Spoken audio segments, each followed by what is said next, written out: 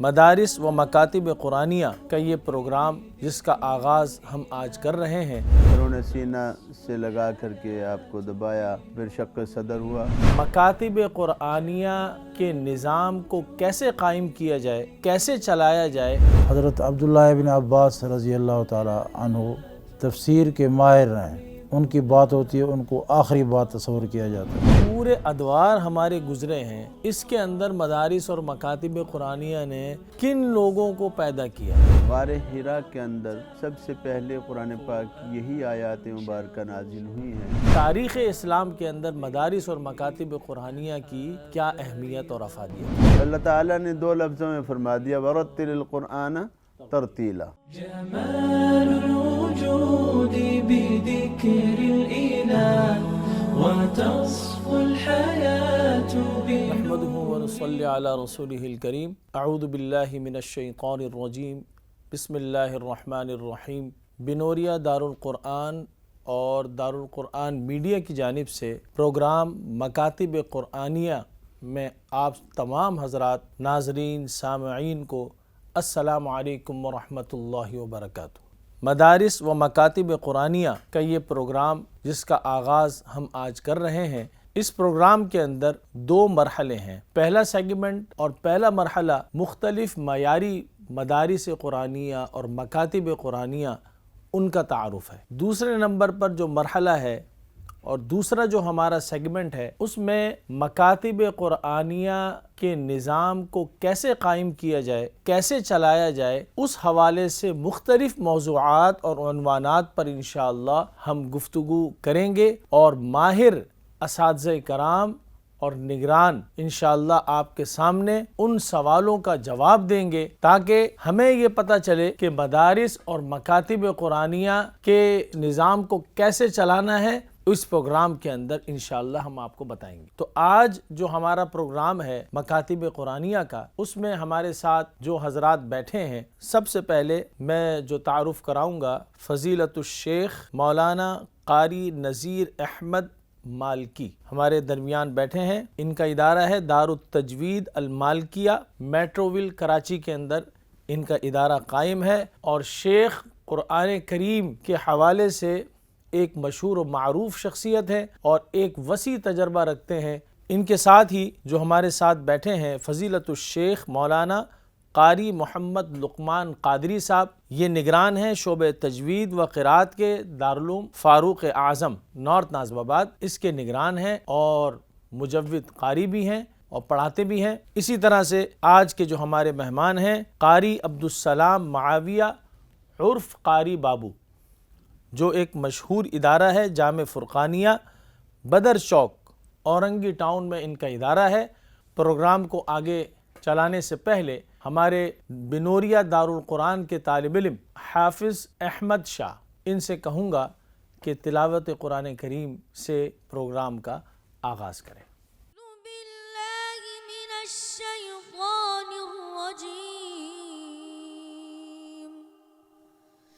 بسم اللہ الرحمن الرحیم۔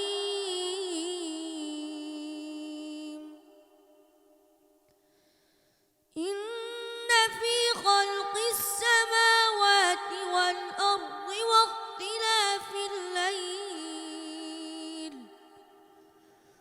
واختلاف الليل والنهار لآيات لأولي الألباب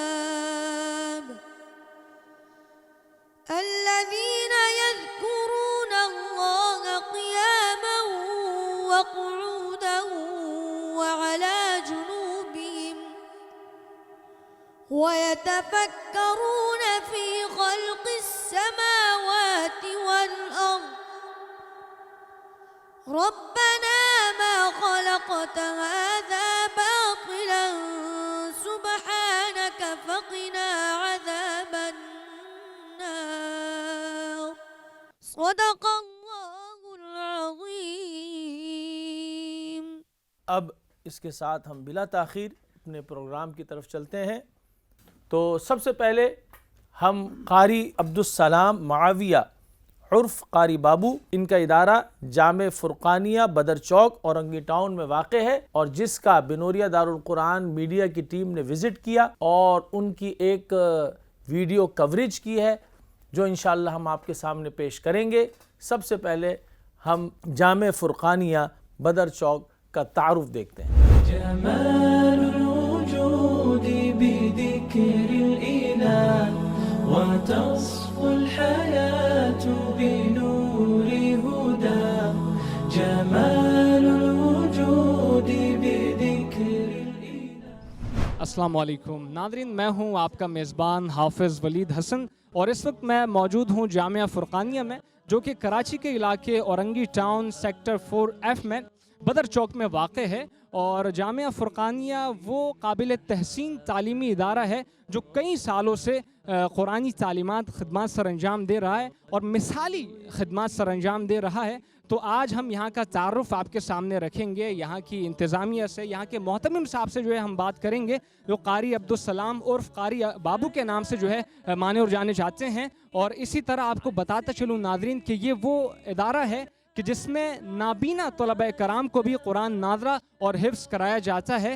تو آئیے چلتے ہیں مدرسے کے اندرونی حصے کی جانب۔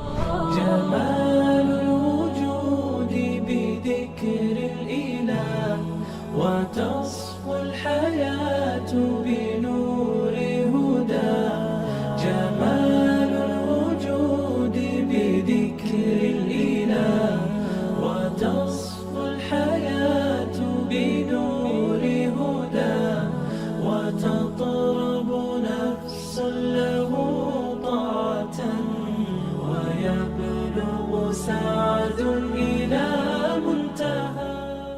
قاری صاحب یہ بتائیے کہ ادارہ حاضہ کا جو قیام ہے یہ کب وجود میں آیا اور اس کی بنیاد کس نے رکھی؟ بسم اللہ الرحمن الرحیم۔ پہلے تو میں آپ حضرات کا شکریہ ادا کرتا ہوں، خصوصاً بنوریا دارالقرآن میڈیا کا، مولانا قاری عبدالمنان صاحب کا، اللہ آپ لوگوں کو جزائے خیر دے۔ اور دوسری بات یہ کہ اس مدرسے کی جو بنیاد ہے میرے والد صاحب شیخ مولانا عبدالقہار رحمۃ اللہ علیہ، انہوں نے 1994 میں مسجد کے اندر رکھی تھی، اور پھر اس کے بعد یہ ترتیب چلتی چلتی تقریباً ناظرے کی کلاسیں تھیں۔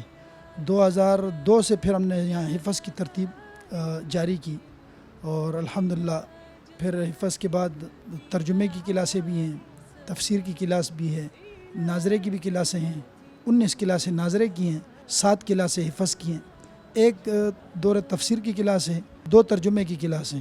یہاں پر طلباء کرام تقریباً 700 سے اوپر ہیں۔ تو یہ جو طلبہ کرام ہیں قاری صاحب، یہ بتائیے کہ اس میں رہائشی بھی ہیں یا صرف یہاں غیر رہائشی طلباء کا انتظام ہے؟ یہاں پر غیر رہائشی طلباء کا انتظام ہے، رہائش نہیں ہے۔ سینکڑوں کی تعداد میں یہاں ترجمہ قرآن شریف مستورات نے ختم کیا ہے، اور حفظ القرآن بھی بہت سارے طلباء نے یہاں سے ختم کیا، اور اسی طریقے سے ناظرہ قرآن تو تعداد ہی نہیں ہے، وہ میرے خیال میں ہزاروں سے ہوں گی۔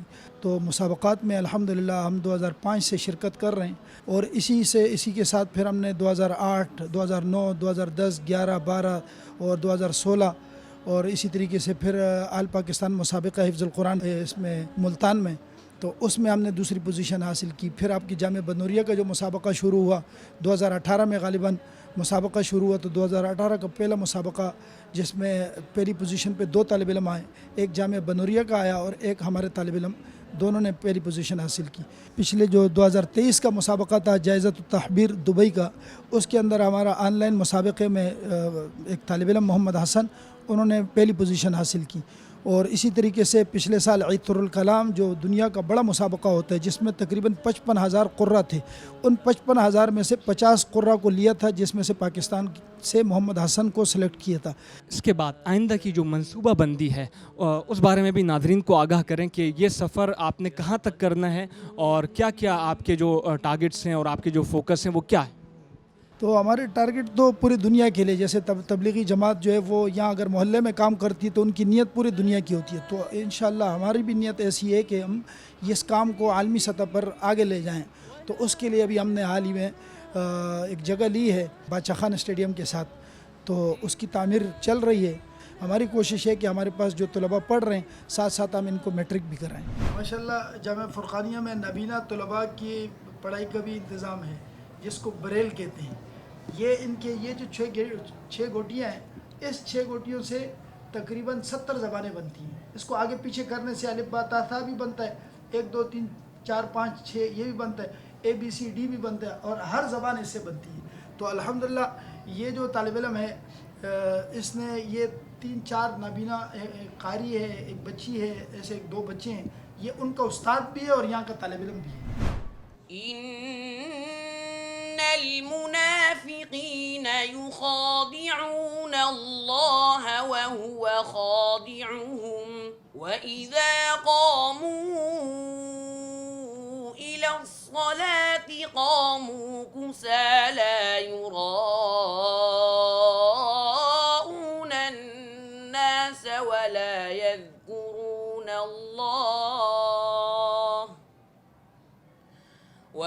يذكرون الله إلا قليلا. يا زكريا إنا نبشرك بغلام اسمه يحيى لم نجعل له من قبل سميا. كمال الوجود بذكر الإله وتصفو الحياة بنور هداه. جمال الوجود بذكر الإله وتصفو الحياة بنور هداه وتطلب نفس له. ماشاءاللہ یہ تعارف جو آپ کے سامنے پیش کیا گیا یہ جامع فرقانیہ کا تعارف ہے. تو اس کے ساتھ ہی ہم اب دوسرے سیگمنٹ کی طرف چلتے ہیں، پروگرام کے دوسرے مرحلے کی طرف چلتے ہیں، اور وہ ہے نظام مدارس و مکاتب قرآنیہ کا قیام. جو آج کا عنوان ہے وہ ہے مدارس و مکاتب قرآنیہ کی اہمیت، افادیت اور فضیلت. تو اس حوالے سے پہلا جو میرا سوال ہے وہ یہ ہے، مدارس و مکاتب قرآنیہ کی کیا اہمیت ہے؟ فضیلت الشیخ مولانا قاری محمد لقمان قادری صاحب سے عرض کروں گا، قرآن اور حدیث کی روشنی میں بیان فرمائیں. بسم اللہ الرحمن الرحیم، نحمدہ ونصلی ونسلم علی رسولہ الکریم، اما بعد. وقال اللہ تبارک و تعالی اعوذ باللہ من الشیطان الرجیم، بسم اللہ الرحمن الرحیم. اقرأ بسم ربک الذی خلق، خلق الانسان من علق، اقرأ وربك الأكرم الذي علم بالقلم علم الإنسان ما لم يعلم صدق الله العظيم. وقال النبي صلى الله عليه وسلم إنما أنا بعثت معلما أو كما قال النبي صلى الله عليه وسلم. قابل صد احترام سامعین اکرام، ناظرین اکرام، یہ جو سوال کیا گیا ہے اس کے بڑے وسیع معنی اور مفاہیم ہیں، مطالب ہیں. مکاتب قرآنیہ کی اہمیت جو ہے اس کو اگر ہم ایک طرف اپنے ایمان سے جوڑ دیں تو جیسے ایمان کی ایک اہمیت ہے اور اسلام کی ایک اہمیت ہے کہ اور ہر ایمان والے کے لیے قرآن کی اہمیت ہے. قرآن کریم ہم سب کی ضرورت ہے، اور یہ قرآن کریم کی آیات مبارکہ جو میں نے تلاوت کی ہیں، یہ آیات مبارکہ غار حرا کے اندر سب سے پہلے قرآن پاک کی یہی آیات مبارکہ نازل ہوئی ہیں کہ غار حرا میں رسول اللہ صلی اللہ علیہ وسلم کے پاس جبرائیل امین جب وحی لے کر پہلی مرتبہ تشریف لائے تو انہوں نے یہی آپ سے درخواست کی، اقرأ بسم ربک الذی خلق. تو آپ نے یوں فرمایا ما انا بقاری. انہوں نے سینہ سے لگا کر کے آپ کو دبایا، پھر شق صدر ہوا، مشہور واقعہ ہے. تو ان آیات مبارکہ میں اللہ تعالیٰ نے قرآن کریم کی عظمت کو بیان فرمایا ہے. یہ اصل میں حقیقت میں حضرت ابراہیم علیہ السلام ان کی دعا کا اثر تھا، جس کا ذکر سورہ بقرہ میں ہے کہ انہوں نے درخواست کی اللہ پاک سے، ربنا وبعث فیہم رسولا منہم یتلو علیہم آیاتک ویعلمہم الکتاب والحکمہ ویزکیہم. یہ آپ صلی اللہ علیہ وسلم کے بعثت کے مقاصد ہیں. سب سے پہلا جو مقصد ہے آپ کی بعثت کا وہ قرآن پاک کی تلاوت ہے. تو قرآن پاک کی تلاوت جو ہے وہ ایک مستقل آپ صلی اللہ علیہ وسلم کی بعثت کا مقصد ہے کہ اللہ کی یہ پاک کتاب ہم کیسے پڑھیں۔ تو حضور علیہ السلام کی جو حدیث میں نے تلاوت کی اس میں آپ نے یہی فرمایا، میں استاد ہوں اور میں تمہیں کتاب اللہ کیسے پڑھنی ہے یہ سکھاؤں گا، اور اس میں بھی جو قواعد و ضوابط ہیں قرآن پاک کے پڑھنے کے وہ بھی سارے منزل من اللہ ہیں۔ ایسا نہیں کہ وہ آپ صلی اللہ علیہ وسلم نے بھی اپنی طرف سے وہ کر لیے، موٹے حرف، باریک حرف یا غنّے اور مدیں، یہ ساری چیزیں جو ہیں جو قواعد ہیں تجوید کے وہ بھی منزل من اللہ ہیں۔ اور اللہ تعالیٰ نے 2 لفظوں میں فرما دیا وَرَتِّلِ الْقُرْآنَ ترتیلا، کہ قرآن پاک کو ترتیل سے پڑھیں۔ اب یہ ترتیل سے پڑھنا عام طور سے ہم لوگ اس کا مفہوم یہ کہہ دیتے ہیں، ترجمہ یہ کر دیتے ہیں ٹھہر ٹھہر کے پڑھو۔ اس کی تشریح حضرت علی رضی اللہ تعالیٰ عنہ نے فرمائی، ترتیل کیا ہے؟ الترتیل هو تجوید الحروف، کہ ترتیل حروف کو صحیح مخارج سے ادا کرنا اور ان کی صفات کے ساتھ ان کو ادا کرنا، اس کا نام ہے۔ اور دوسرا ایک وقف اور اعادہ، یا ابتدا کرنی آگے پڑھنا ہے، تو یہ 3 چیزیں اس کی مہارت حاصل کرنا، ان دونوں چیزوں کے مجموعے کا نام ترتیل ہے۔ سب سے پہلے تو ظاہر ہے یہ یعنی غار حرا ہی کو اللہ تعالیٰ نے یہ حیثیت دی کہ وہ ایک مکتب تھا، کہ وہاں سب سے پہلے جبرائیل علیہ السلام نے اللہ پاک کی طرف سے جو آیات لے کر آئے وہ آپ کو پڑھائی ہیں، اور اس کے بعد پھر آپ نے ایک مکتب جو ہے وہ دار ارقم کے اندر قائم فرمایا۔ جب آپ ہجرت فرما کر مدینہ منورہ تشریف لے گئے، دار ارقم مکہ مکرمہ میں، یہ ہجرت سے قبل 2 مکتب تھے، ایک تو غار حرا اور ایک دار ارقم، اور تیسرا جو ہے وہ ہجرت کے بعد پھر آپ نے ایک مکتب قائم فرمایا، اور وہاں ہم سبھی جب جاتے ہیں تو تھوڑی دیر بیٹھنے کو سعادت سمجھتے ہیں اور اس چبوترے پر کچھ نہ کچھ تلاوت کر کے آتے ہیں، وہ اسی نسبت سے ہے کہ ہم بھی اس مدرسے کے طالب علم شمار ہو جائے۔ تو یہ تیسرا مکتب تھا جس میں بڑے شاگردوں میں حضرت ابو ہریرہ رضی اللہ تعالیٰ عنہ کا نام سر فہرست ہے، اور صفہ اس مکتب کا نام تھا۔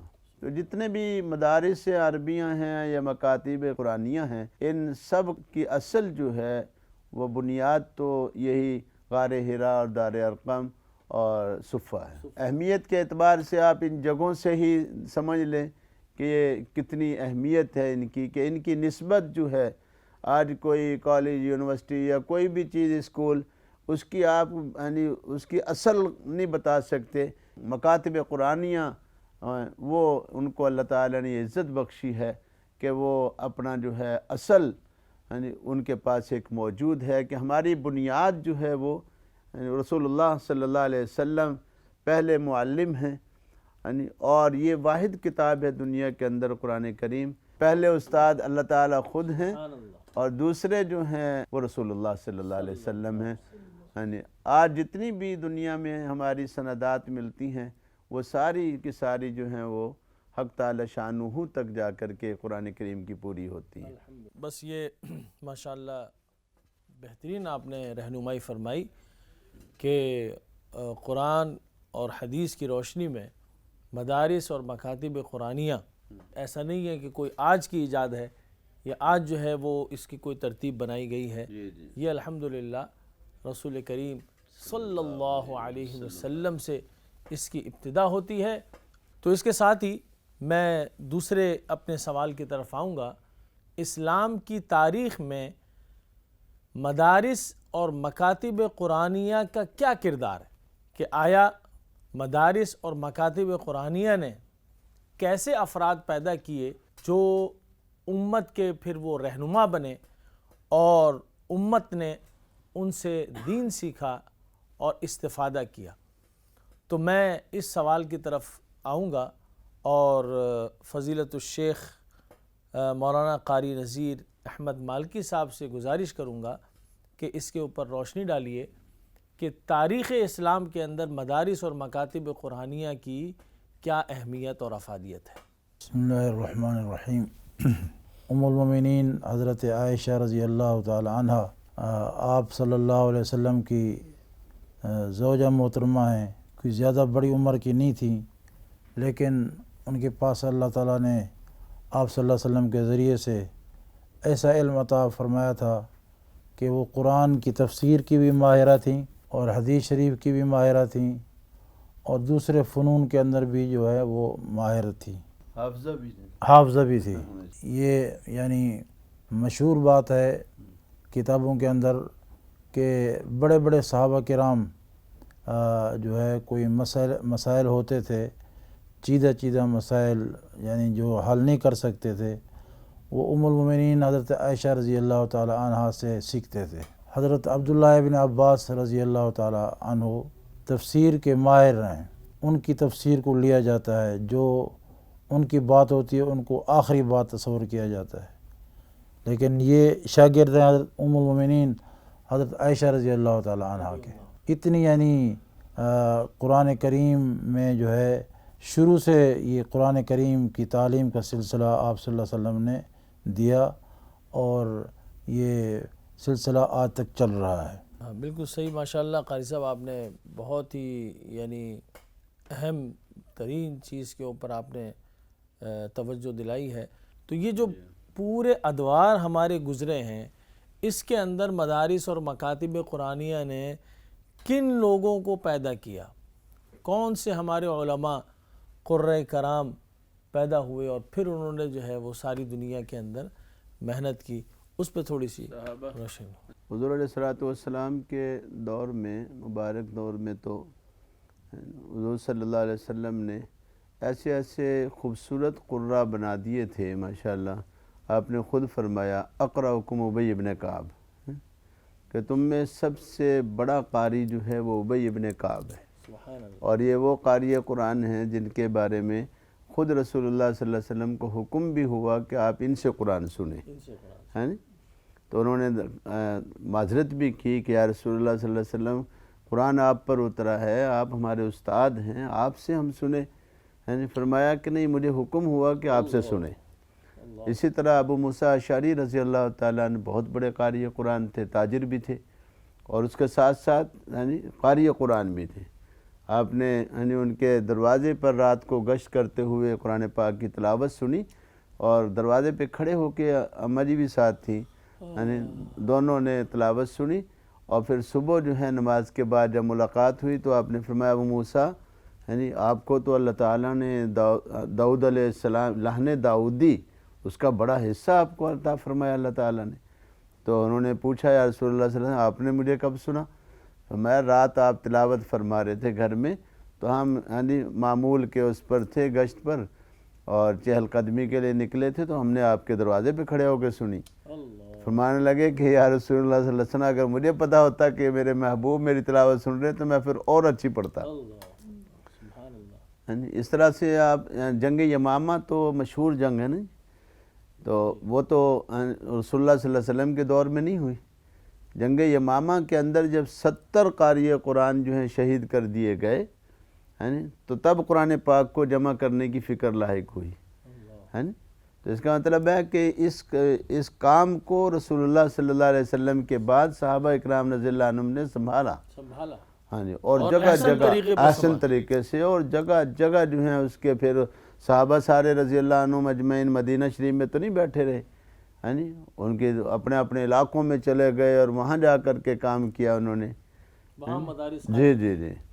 اور قاری صاحب فرمائیں گے کہ آگے دیکھیں، پھر ان سے پھر آگے قرۂ عشرہ جو ہیں، وہ صحابہ رضی اللہ عنہم کے شاگرد ہیں۔ ابو جعفر یزید ابن قعقاع رضی رحمہ اللہ، وہ تو تابعین میں سے ہیں۔ صحابہ رضی اللہ عنہم کے دور کے بعد مدینہ منورہ میں سب سے بڑے امام تھے، اور ابو جعفر یزید ابن قعقاع جن کی 8ویں قرأت ہے، جو 10 قرأت مشہور ہیں، 10 قرأت، ان میں سے 8ویں قرأت جو ہے وہ انہی کے نام سے ہے، ابو جعفر یزید ابن قعقاع کی، یعنی قرأت ابو جعفر مشہور ہے نا۔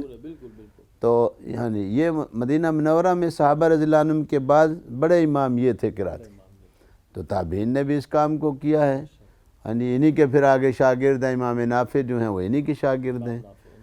اور پھر دیکھیں کہ پھر یعنی یہ مکاتب قرآنیہ پھر یعنی ابو عمر بصری تو بصرہ میں تھے، عبداللہ ابن کثیر مکی مکہ میں تھے، یعنی ابن عامر شامی شام میں تھے، ہے نہیں. اور یہ جو یعنی امام عاصم ہیں رحمہ اللہ جن کی روایت ہم سب پڑھتے ہیں، اور یہ ہیں امام حمزہ رحمہ اللہ ہیں، اور امام کسائی رحمہ اللہ یہ کوفہ میں تھے.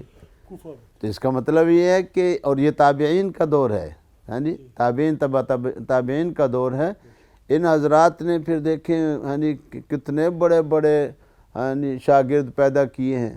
پھر ایک زمانہ جو ہے وہ امام جزری کا آیا ہے، امام شاطبی کا آیا ہے نہیں. وہ یہ سب تو یہ مکاتب قرآنیہ مکاتب قرآنیہ کا کام ہے، یہ مکاتب قرآنیہ ان کی محنتیں ہیں. تو انہوں نے اپنی زندگیاں اس پہ لگائی، ہے نہیں. اور کوئی میں سمجھتا ہوں کہ کوئی شیخ الحدیث، کوئی مفتی ایسا نہیں ہے جو مکاتب قرآنیہ سے جو ہے وہ مستفید نہ ہوا. ایسا ممکن نہیں. اس کے ساتھ ہی میں انشاءاللہ پروگرام کے بالکل آخری جو ہمارا سوال ہے وہ یہ ہے کہ موجودہ اس وقت زمانے میں، عصر حاضر میں، اس زمانے کے اندر مدارس اور مکاتب قرآنیہ کا کیا کردار ہونا چاہیے؟ الحمدللہ یہ مکاتب قرآنیہ کی وجہ سے لوگ جو ہیں وہ اسلام کو قبول کر رہے ہیں، قرآن کریم کی طرف آ رہے ہیں، اور ان کے بچے جو ہیں وہ قرآن کریم کو حاصل کر رہے ہیں، دین کو حاصل کر رہے ہیں. اصل بات یہ ہے کہ یہ فرض جو ہے وہ دو قسم کا ہے، ایک فرض عین اور دوسرا فرض کفایہ. یہ مدارس دینیہ، مکاتب قرآنیہ، یہ دونوں فرائض پر عمل کر رہے ہیں اور یہ سکھا رہے ہیں مسلمانوں کو، لوگوں کو. فرض کفایہ اس کو کہتے ہیں کہ اتنا دین کا علم سیکھ لیں کہ جس سے انسان کی نماز ہو جائے اور اس کو معلومات جو ضروری ہیں دین کے متعلق، پاکی کی، ناپاکی کی، جو ضروری چیزیں ہیں وہ سیکھ لے. اور فرض کفایہ جس کو سیکھ لیں تو ٹھیک ہے، نہ سیکھیں تو کوئی حرج کی بات نہیں ہے، لیکن سارے نہیں سیکھیں گے، پوچھ کے بھی عمل کیا جا سکتا ہے. پوچھ کے بھی عمل کیا جا سکتا ہے. فرض کفایہ کو اگر کوئی بھی نہیں سیکھے گا، مثلا قرآن کریم میں مہارت، علم قرات ہو گئی، علم تجوید ہو گئی، اسی طرح علم تفسیر ہو گئی، علم قرآن حدیث کریم کا مکمل حفظ کرنا، مکمل حفظ کرنا، ٹھیک ہے نا، یہ بھی فرض کفایہ میں آتا ہے. اگر یہ چیزیں چھوڑ دیں ہم تو سارے کے سارے جو ہیں وہ گناہ گار ہوں گے. تو مکاتب قرآنیہ اور یہ مدارس دینیہ جو ہیں یہ ان دونوں فرائض پر عمل کروا رہے ہیں. یہ ہمارے محسن ہیں یہ، اور انہوں نے جو ہے بہت بڑی دین کا جو ہے وہ بہت بڑی ذمہ داری سنبھالی ہوئی. ماشاءاللہ تینوں حضرات کو اللہ تعالیٰ جزائے خیر عطا فرمائے.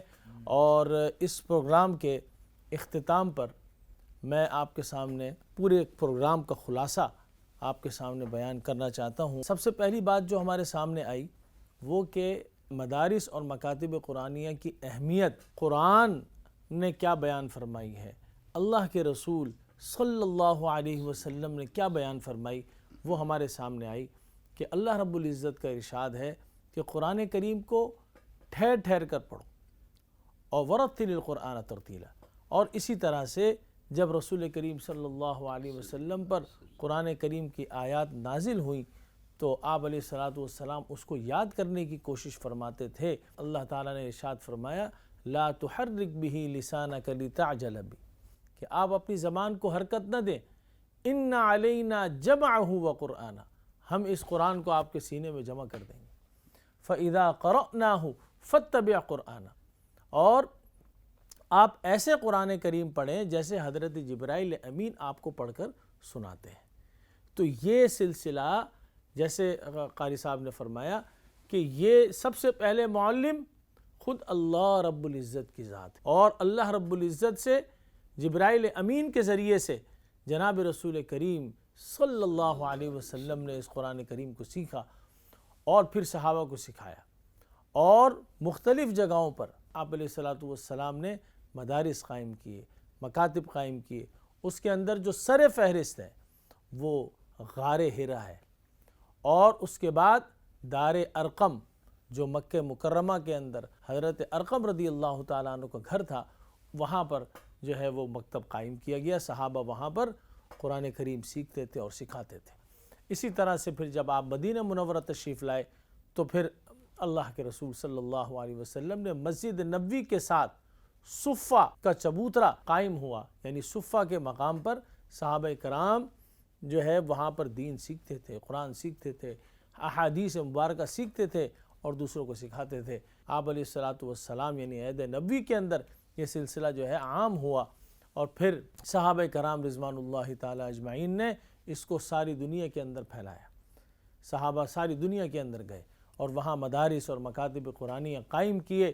اسی کی برکت ہے کہ انہی مدارس اور مکاتب قرآنیہ سے اور پوری تاریخ اسلام اس پر یعنی بھری ہوئی ہے کہ مسلمان جہاں بھی گئے وہاں مسلمانوں نے مساجد قائم کی، مدارس اور مکاتب قرآنیہ قائم کیے، اور انہی مدارس اور مکاتب قرآنیہ سے شیخ الحدیث بھی پیدا ہوئے، شیخ القرآن بھی پیدا ہوئے، اور انہی مدارس اور مکاتب قرآنیہ سے آج جو قرآن کریم ہمیں الحمدللہ اصلی حالت میں حروف کے اعتبار سے، معنی کے اعتبار سے اور اس کے مفاہیم کے اعتبار سے جو آج ہمیں قرآن کریم نظر آ رہا ہے، یہ سب مدارس اور مکاتب قرآنیہ کی محنت اور ان کی کاوش ہے۔ اور فی زمانہ میں آپ سے یہ عرض کروں گا کہ اس وقت جو زمانہ ہے، اس زمانے میں باطل اپنے عروج پر ہے، اور باطل ہمارے تعلیمی اداروں کے اندر پہنچ چکا ہے، اور وہاں پر وہ اپنی محنت کر رہے ہیں۔ تعلیمی اداروں کے ذریعے سے غلط نظریات کو وہ پیش کر رہے ہیں، ہمارے بچوں کی غلط تربیت کر رہے ہیں۔ اس کے مقابلے میں الحمدللہ مدارس اور مکاتب قرآنیہ قائم ہیں۔ تو فی زمانہ ہمیں اس بات کی ضرورت ہے کہ ہم اپنے مدارس اور مکاتب قرآنیہ کے اندر عصری تعلیم کو بھی شامل کریں، ہمارے بچے قرآن بھی یہاں پر پڑھیں، اور ہمارے بچے جو ہیں حافظ قرآن بھی بنیں، عالم قرآن بھی بنیں، اور دنیا کے جو علوم ہیں، وہ دنیا کے جو فنون ہیں، وہ بھی مدارس اور مکاتب قرآنیہ میں حاصل کریں۔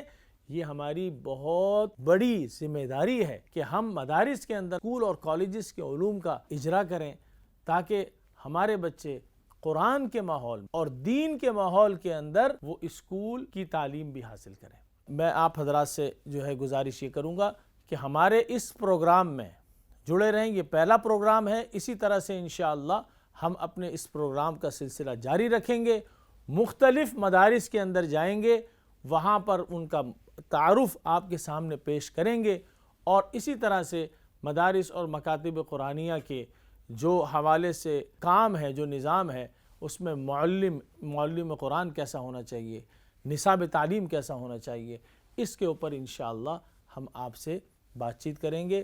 ہمارے ساتھ جڑے رہیے، اور اس کے ساتھ ہی میں اجازت چاہوں گا۔ وآخر الدعوانا ان الحمد للہ رب العالمین۔ السلام علیکم ورحمۃ اللہ وبرکاتہ۔ جمال الوجود بذكر الإله